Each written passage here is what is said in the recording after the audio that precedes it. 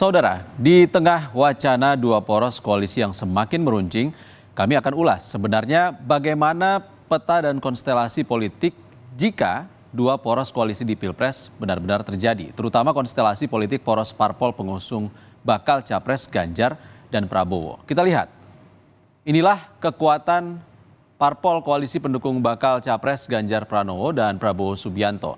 Parpol koalisi Ganjar hanya punya dua parpol penghuni parlemen saat ini yang jika digabungkan kekuatannya memiliki 147 kursi di parlemen.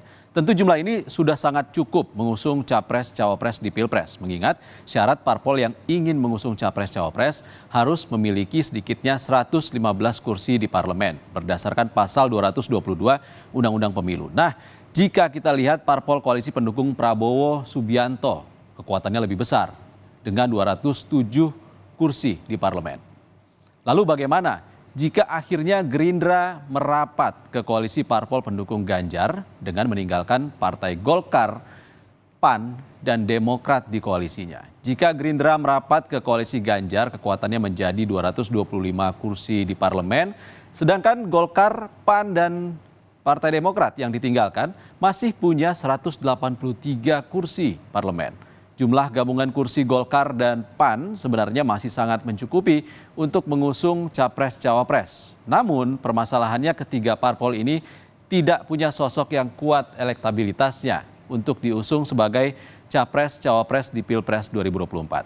Skenario terakhir, bagaimana jika Partai Demokrat akhirnya ditinggalkan sendiri dalam koalisi? Hal ini bisa saja terjadi mengingat Partai Golkar dan PAN punya rekam jejak sebagai parpol pendukung pemerintah yang dinakodai PDI Perjuangan pasca Pilpres 2019.